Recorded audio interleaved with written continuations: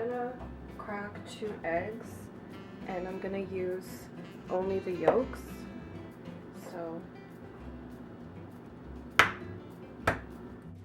I got my first yolk.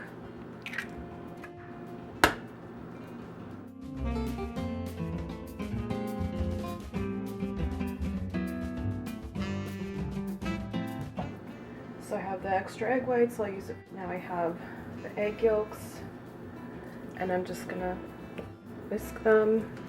Okay, now I'm gonna add just a little bit of vinegar. Just a splash.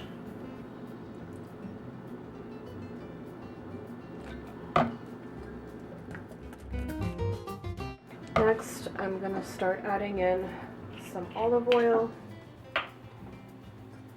in small amounts, and then I'll just keep stirring and whisking it until it starts to get a nice consistency.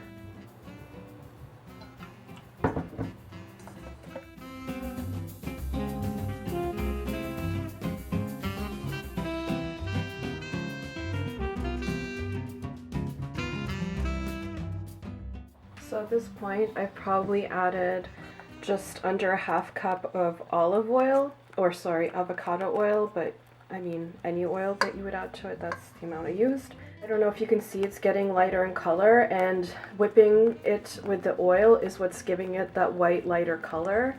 I'm just going to keep adding in slowly a little bit more oil until it gets into the color consistency that I want it to be. But basically I just wanted to show you that, yeah, you can do this without a blender. You can whip it by hand, it just takes a little bit longer. I just slowly keep adding in like 1 tablespoon at a time. Next I'm gonna add some seasoning. I'm gonna add some salt. I got the salt right here. So I'm gonna add a pinch of sea salt. And I have mustard. I'm gonna add a small teaspoon of mustard.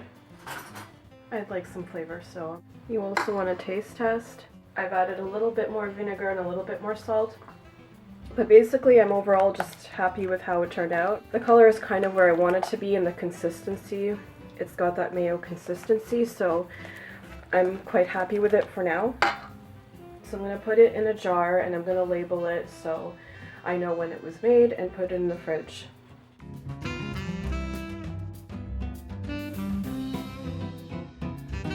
So there it is, there's my homemade mayo. So I have this garlic and I just have it sitting on the counter, and it's not like refrigerated, but it's just growing on its own. So what I'm gonna do is I'm gonna take 2 or 3 pieces and I'm just gonna stick it inside of a planter, because I have a plant that just like died, so I'm just gonna use the same thing to plant them in.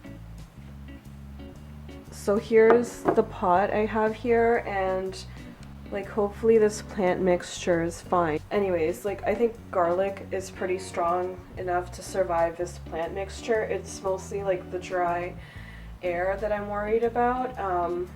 So yeah, like the air is drier now and I'm watering my plants a lot more and just waiting to see how they get through the winter. But anyways, I'm just gonna plant these right in here.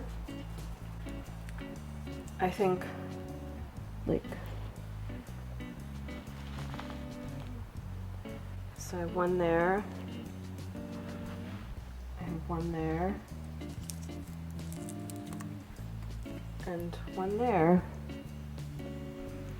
And once I can see that they're growing, if it needs a bigger plant, I'll just replant them.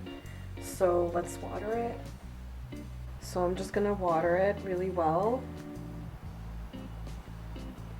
And then I'm gonna stick it near a window where it can get some decent amount of sunlight. And with my plants, I just want to make sure that they're like not right next to a radiator, and if they are near a radiator, to make sure I'm watering them really well, because that's the place where they're gonna get the most dried.